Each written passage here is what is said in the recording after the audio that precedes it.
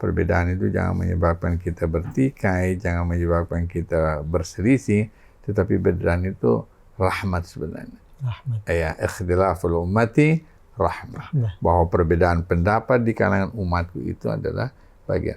Tujuan orang beragama itu adalah untuk mencapai Tuhan. Apapun medianya, apapun agamanya, kalau dia menuju kepada ketuhannya, mari kita saling mendukung dan saling membantu.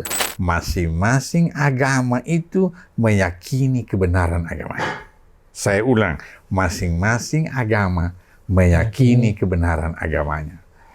Cukup sampai situ, tanpa harus dilanjutkan lagi. Di luar keyakinan dan agama saya, salah dan keliru.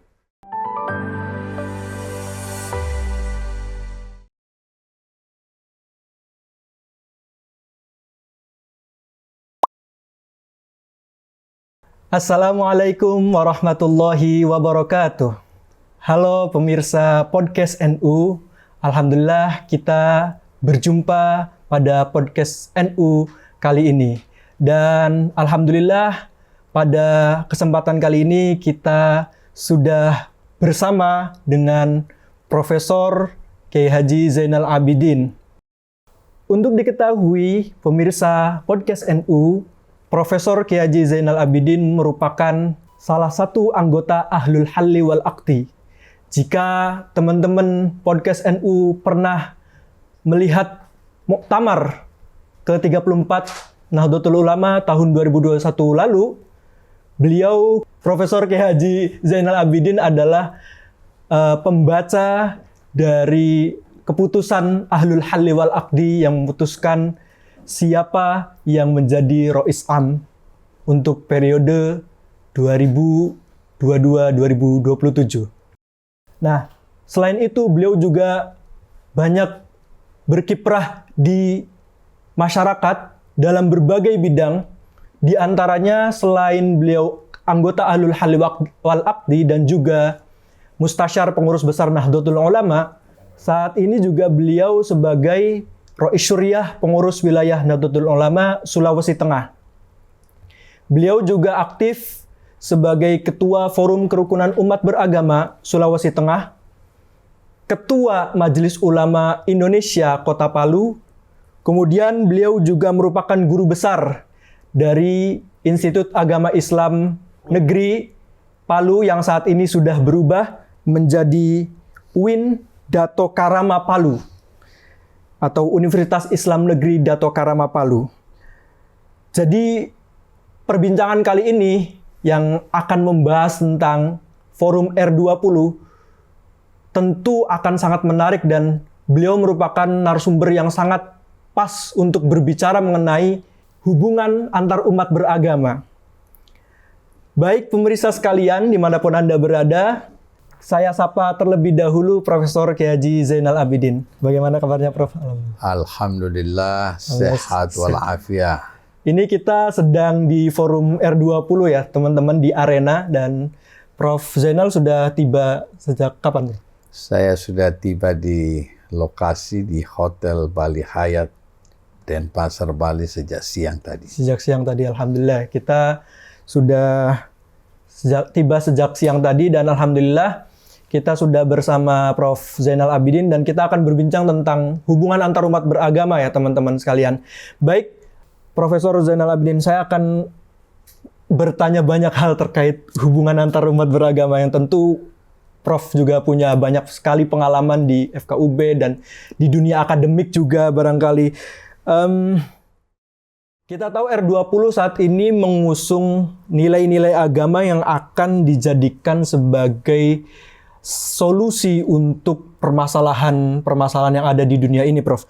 Nah, dalam ajaran agama Islam sendiri, nilai-nilai apa yang mungkin bisa diangkat, yang bisa dijadikan saran untuk permasalahan-permasalahan dunia ini sehingga bisa lekas dirampungkan, diselesaikan gitu, Prof. Baik, terima kasih. Saya kira pertanyaannya cukup bagus sekali dan saya kira saya pertama memberikan apresiasi dan penghargaan kepada pengurus besar Nahdlatul Ulama yang telah menggagas sebuah ide yang luar biasa di dalam rangka bagaimana memberikan solusi terhadap perdamaian dunia lewat nilai-nilai moral dan nilai-nilai etika sebagai sebuah solusi yang terbaik.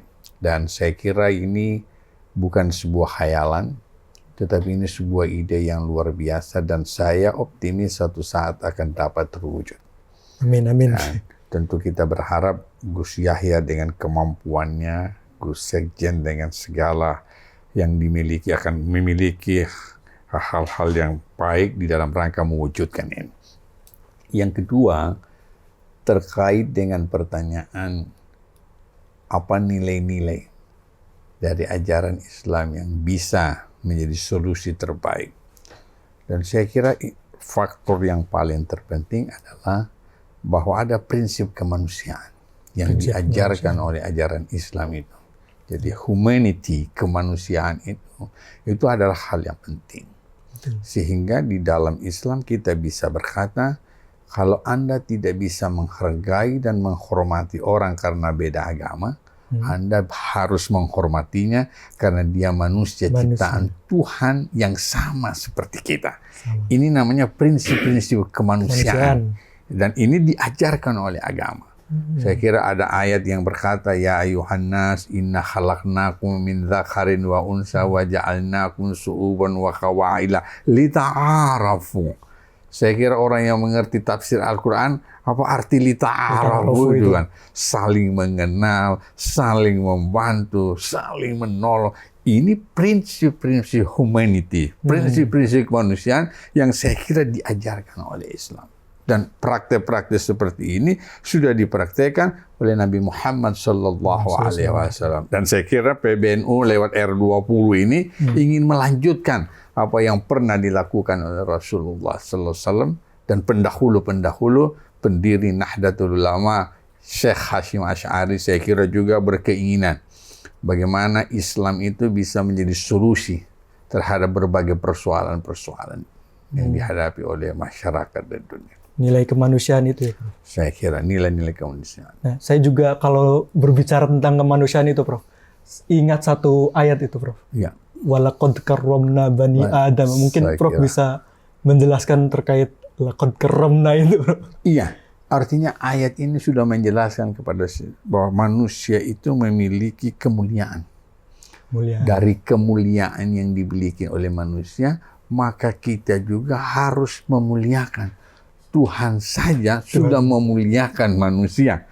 Lah, kenapa manusia sendiri tidak memuliakan manusia yang sudah dimuliakan oleh Tuhan? Saya kira ini ayat yang luar biasa yang menjelaskan kepada kita bahwa hidup berdampingan, hidup bersama, hidup bergotong royong dalam bahasa kita di Indonesia itu adalah bagian dari ajaran agama itu.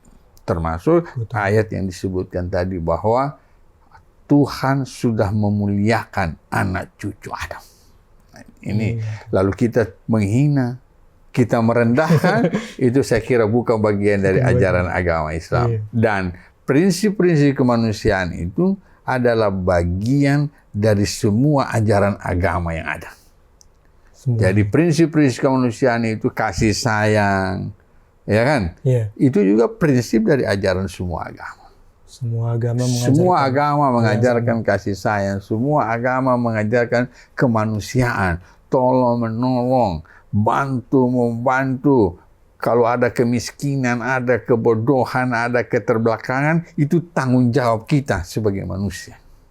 Jadi di dalam ajaran Islam dan ajaran-ajaran agama lain juga mengajarkan kepada kita. Nah, itu yang saya maksudkan nanti ini menjadi solusi.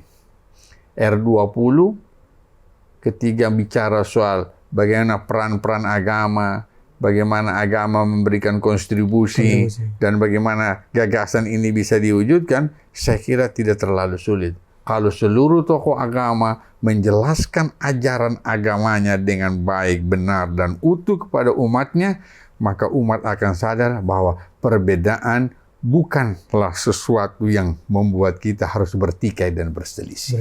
Perbedaan tidak menjadikan kita berselisih gitu. Jangan sampai menjadikan kita berselisih. Tapi gini, Bro, banyak orang yang mengatasnamakan agama justru malah saling membunuh, atau kita juga banyak teroris di Indonesia, mungkin di luaran juga seperti itu ada hal yang sama. Nah itu bagaimana pandangan Prof sendiri mengenai hal itu?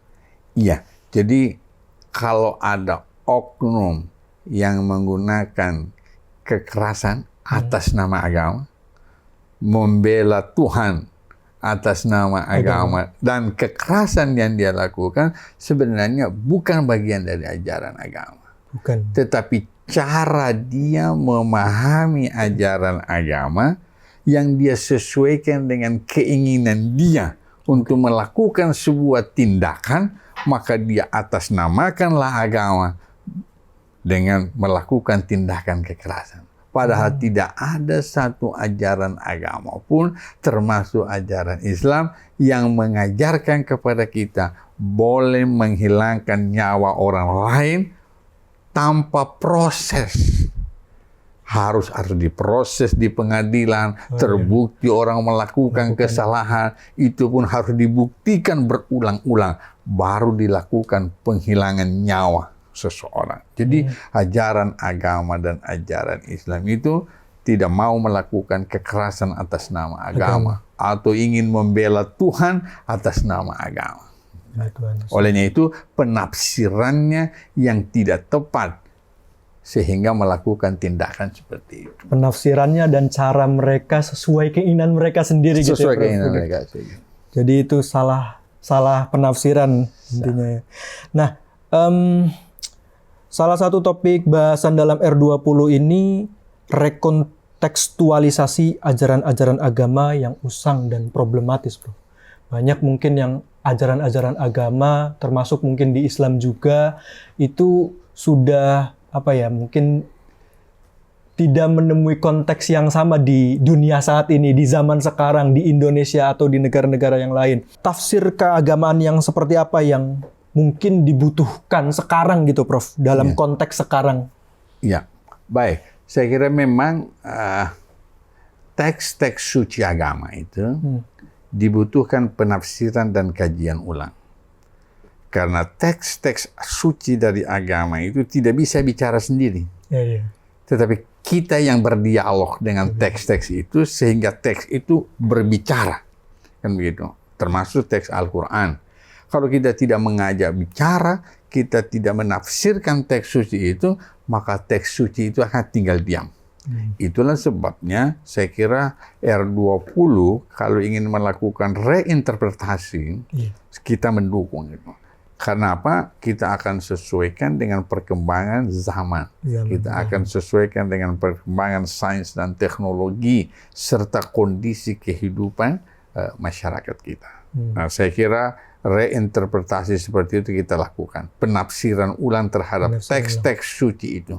Karena bagaimanapun teks suci itu tidak berubah, tetapi penafsirannya harus berubah. Dan ini tidak hanya dilakukan oleh orang Islam, oleh umat Islam, ahli-ahli tafsir, tetapi ajaran seperti ini juga sudah dilakukan oleh kelompok-kelompok ajaran agama-agama lain. Ya kan? Saya mendapat informasi bahwa di Katolik itu sendiri sekarang, dulu ada pandangan mengatakan kebenaran hanya ada dalam gereja. Tetapi sekarang kebenaran sudah bisa muncul di luar gereja. Nah, saya kira ini interpretasi yang juga nanti bisa membuat kita bisa bersahabat. Ternyata kebenaran itu bisa muncul di mana-mana. Nah, ini saya kira solusi seperti ini akan kita dialogkan di dalam R20 ini. Dan saya kira ini menjadi hal yang menarik buat kita. Dan solusi ini adalah menjadi solusi yang terbaik. Tapi gini, Prof.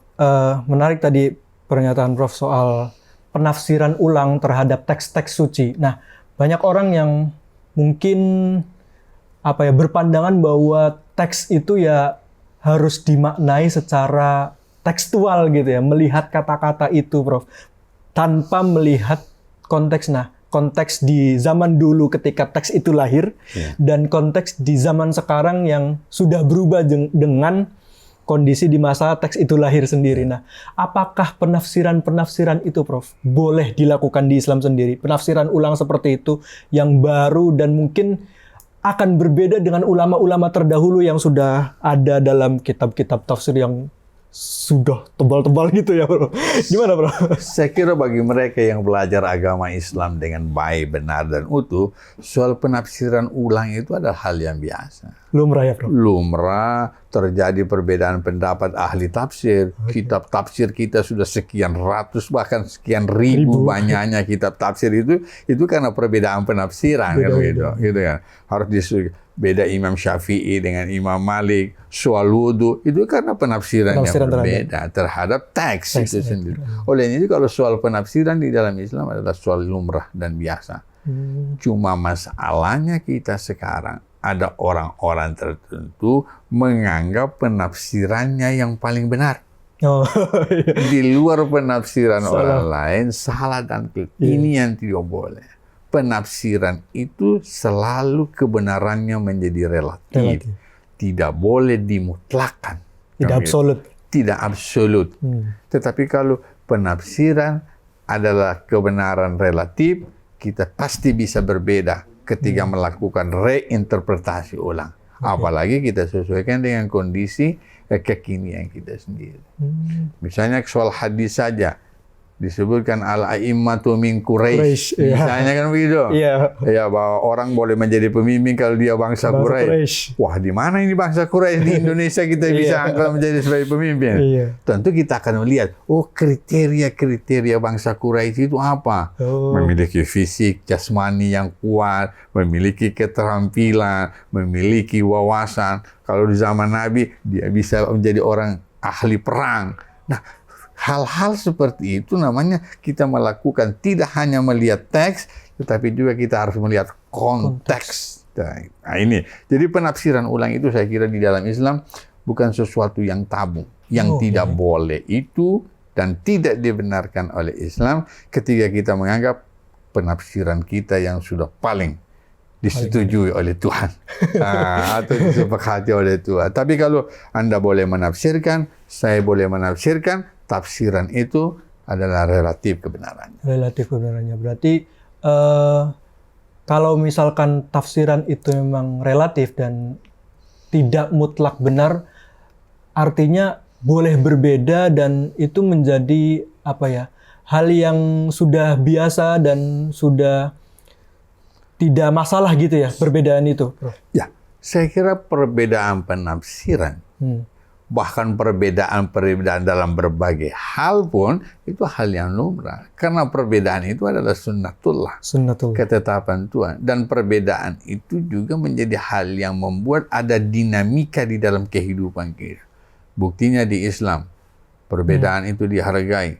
Kalau tidak dihargai, tidak mungkin ada mazhab Syafi'i, tidak mungkin ada mazhab Hambali. Itu dari segi fiqh, dari segi teologi, ada mazhab Syiah, ada Ahlus Sunnah wal Jamaah, ada Mu'tazilah dan yang lain. Dari mana itu? Itu dari penafsiran terhadap kitab suci, penafsiran terhadap hadis-hadis Rasulullah melahirkan perbedaan-perbedaan. Nah, perbedaan itu harus terjadi. Tidak mungkin tidak terjadi di dalam kehidupan kita. Tidak bisa dihindari ya, Bro? Tidak bisa dihindari. Cuma jangan menyebabkan perbedaan itu kemudian kita berselisih.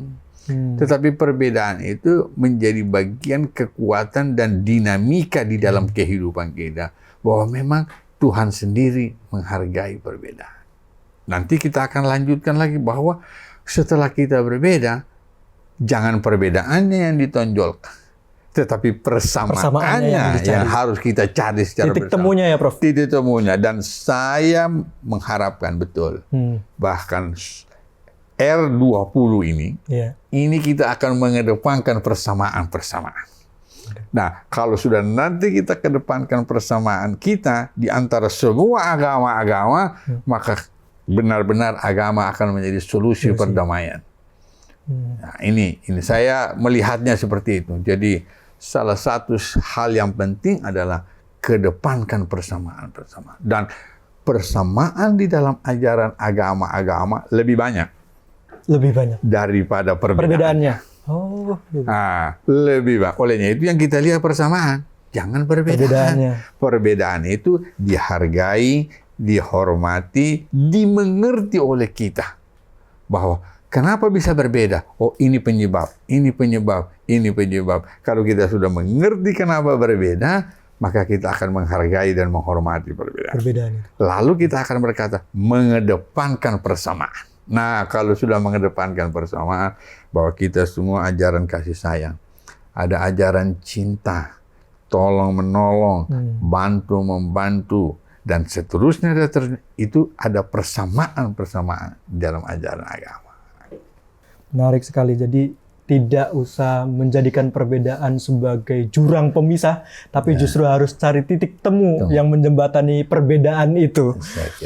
Kita di Indonesia ini, Prof, banyak sekali umat beragama. Ada agama Islam, Kristen, Katolik, Konghucu, terus kemudian Hindu, Buddha, bahkan ada juga yang penganut kepercayaan gitu, kepercayaan lokal. Dan perbedaan juga dari segi suku ada ratusan, bahasa lokal juga ratusan. Saya mungkin Jawa, Sunda, profesor juga dari Sulawesi. Itu sangat istilahnya multi banget gitu ya perbedaannya. Banyak sekali keragamannya. Nah, apa yang mungkin bisa orang Indonesia tawarkan juga ke luar negeri gitu, Prof, ke para peserta R20 ini, best practice-nya gitu, praktik keragaman sehingga Indonesia tetap bersatu yang bisa ditawarkan di level global itu? Iya, jadi saya kira yang paling menarik memang oleh dunia sebenarnya. Di Indonesia ini, dengan keragaman tadi, dengan kebinekaan, beda suku, beda agama, beda bahasa, dan lain-lain sebagainya itu, tapi Indonesia kok masih bisa tetap utuh. Indonesia masih bisa bersatu. Saya kira ini dari memang pandangan pendiri bangsa kita ini, bahwa kita tidak mengedepankan perbedaan, tetapi kita selalu mengedepankan persamaan-persamaan. Bahwa perbedaan yang ada di negeri kita ini kan misalnya beda agama, tetapi orang harus saling menghormati, orang saling menghargai. Kemudian dia beda suku, beda bahasa. Yang tercipta adalah, yaitu tadi, ketika kita katakan, ini Bhinneka Tunggal Ika. Kita berbeda-beda, tetapi kita satu juga. Maka yang diutamakan di Indonesia itu adalah persatuan Indonesia. Bagaimana menciptakan persatuan di Indonesia? Yaitu tadi, bahwa para pendiri bangsa ini sudah melihat bahwa jangan dijadikan perbedaan itu sebagai sesuatu yang menyebabkan kita bertikai. Tetapi perbedaan-perbedaan ini adalah rahmat dari Tuhan yang Maha Kuasa. Sehingga kita kedepankan adalah semua perbedaan ini bagian dari ketetapan Tuhan. Kalau dia ketetapan Tuhan, ini kita jaga, kita rawat secara bersama-sama. Dengan perbedaan tadi akan terjadi dinamika di dalam kehidupan kita. Saya kira ini yang kita bisa berikan solusi dan sumbangan kepada dunia, bahwa Indonesia contoh dengan keragaman, dia bisa tetap bersatu dan eksis sampai dengan hari ini. Contohnya misalkan hidup berdampingan seperti apa, Prof? Ya, selama ini kita bisa lihat ada rumah-rumah ibadah yang berdampingan. Oh ya. Ya kan gitu. Ya kan, ada gereja, di depannya juga ada masjid. Bahkan ada satu tempat, ada gereja, ada wihara, ada tempat-tempat masjid dan lain sebagainya. Itu kok bisa berdampingan yang baik. Umat beragamanya bisa saling membantu lagi. Malah ada orang ngantar orang ke gereja, ada juga ngantar orang ke masjid.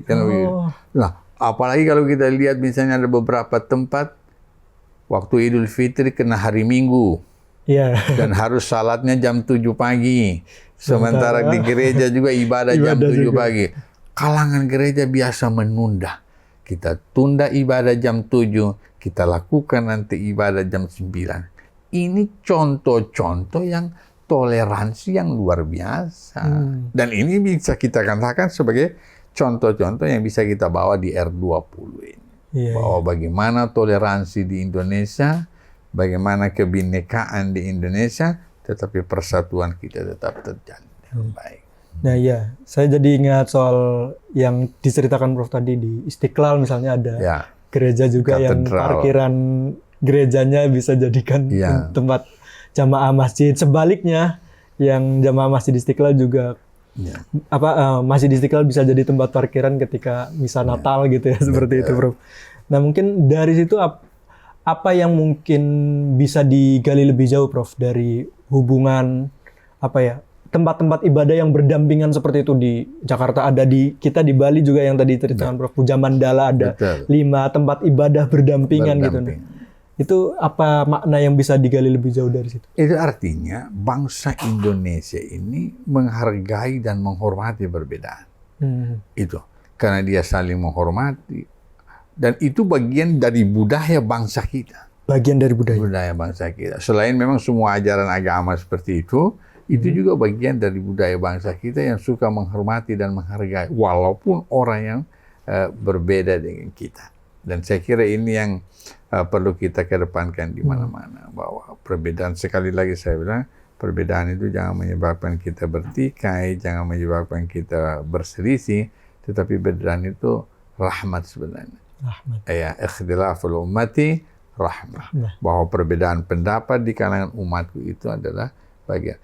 Kalau kita mampu mengorganisir, memanage dengan baik perbedaan-perbedaan itu akan menjadi sebuah kekuatan yang luar biasa. Saya kira begitu dia punya gambaran kepada kita semua. Terakhir mungkin Prof, yang perlu saya tanyakan gini Prof. Yang berbicara kalau kita berbicara soal persatuan, berbicara tentang perbedaan antar umat beragama, perbedaan di Indonesia itu tetap ada satu titik temu, yaitu Pancasila. Kan Pancasila tadi disebutkan Prof juga, satu nilai penting adalah persatuan. Tolong menolongnya tadi. Kalau Pancasila kata Bung Karno diperas bisa jadi Ekasila, itu adalah gotong royong, Prof. Nah, kita punya Pancasila sebagai landasan filosofis dalam hal kenegaraan. Di situ ada juga kecakupan soal hubungan antar umat beragama, antar etnis, antar suku gitu. Nah, dalam gelaran R20 nanti, mengapa Pancasila itu tetap relevan gitu Prof, untuk diperkenalkan kepada para peserta dari beda agama dan khususnya juga beda negara? Iya, saya kira yang pertama, kenapa dia relevan dalam mempersatukan perbedaan-perbedaan itu di Indonesia, karena sudah teruji. Sejak tahun 1945 sampai dengan hari ini, Pancasila mampu mempersatukan seluruh rakyat Indonesia, mampu mempersatukan seluruh wilayah yang begitu besar sekali dengan 17.000 pulau itu dapat dipersatukan oleh Pancasila. Saya kira karena dia sudah teruji. Dan yang kedua, memang budaya bangsa kita juga adalah budaya yang saling menghormati, saling menghargai, tidak suka menghina, tidak suka mencaci orang yang berbeda dengan kita, bahkan suka tolong-menolong walaupun kita berbeda. Kalaupun terjadi pergeseran, itu karena adanya pengaruh dari luar yang datang ke Indonesia. Olehnya itu sampai saat ini kita harus mempertahankan bahwa Pancasila dalam rangka berbangsa dan bernegara, kita harus menggunakan Pancasila sebagai ideologi kita. Karena itulah yang bisa mempererat persatuan dan kesatuan kita. Agama-agama juga ikut bersama-sama karena sepakat kita di Indonesia, Pancasila menjadi sumber dalam kehidupan berbangsa dan bernegara, di mana ketuhanan yang Maha Esa itu menjamin bahwa setiap pemeluknya beragama melaksanakan ajaran agamanya. Saya kira ini kekuatan yang saya luar biasa menurut saya, dan pemahaman masyarakat kita juga semakin baik terhadap ajaran agamanya, kan begitu. Apalagi nanti kalau misalnya di R20 kita bisa berkata sebagaimana pandangan Ar-Rumi bahwa agama itu bertujuan untuk mencapai Tuhan, tetapi agama itu hanyalah menjadi media sebenarnya untuk mencapai Tuhan. Kan begitu, agama adalah media untuk mencapai Tuhan. Tetapi kita terkadang berselisih di medianya, bukan pada tujuannya. Nah, tentu solusi yang akan kita berikan kepada R20, bahwa media-media yang kita sebut agama tadi itu jangan menyebabkan kita bertikai dan Tetapi tujuan orang beragama itu adalah untuk mencapai Tuhan. Apapun medianya, apapun agamanya, kalau dia menuju kepada ketuhannya, mari kita saling mendukung dan saling membantu. Walaupun kita sendiri, masing-masing agama itu meyakini kebenaran agamanya. Saya ulang, masing-masing agama meyakini kebenaran agamanya. Cukup sampai situ, tanpa harus dilanjutkan lagi. Di luar keyakinan dan agama saya salah dan keliru. Ini yang tidak bisa dilakukan oleh kita semua. Yang kita lakukan kebenaran agama yang kita yakini. Kita meyakininya dengan sebaik-baiknya tanpa harus menyalahkan agama lain. Itulah saya pernah menulis sebuah quote, kebenaran agama dalam konteks kehidupan sosial sama seperti orang menggunakan pakaian dalam. Setiap orang pasti menggunakan pakaian dalam, tetapi tidak perlu diperlihatkan kepada orang lain. Kan begitu? Artinya kebenaran agama menjadi milik kita sendiri, tanpa harus diperlihatkan kepada orang lain dan menganggap hanya kitalah yang paling benar, orang lain yang salah. Saya kira solusi seperti ini akan menjadi sebuah alternatif yang baik yang dapat dilakukan oleh Forum Religius 20. Baik, terima kasih banyak Prof. Zainal Abidin telah menerima kami berbincang mengenai banyak hal ya tadi terkait nilai-nilai kemanusiaan, kemudian perbedaan tidak menjadikan kita jurang pemisah antara kita yang berbeda agama, berbeda suku, dan berbeda perbedaan-perbedaan yang lainnya. Dan juga kita juga berbicara soal Pancasila sebagai dasar filosofis negara yang menyatukan sekian banyak keragaman di Indonesia. Hal itu juga menjadi hal yang perlu dikenalkan gitu ya Prof, kepada halayak luar bahwa Indonesia punya pemersatu yaitu Pancasila.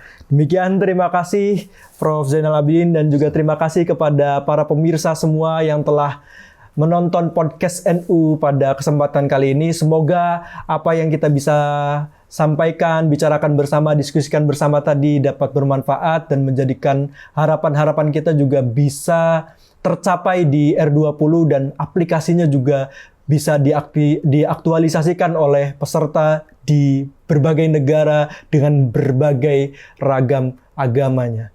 Demikian, wallahul muwaffiq ila aqwamit thoriq.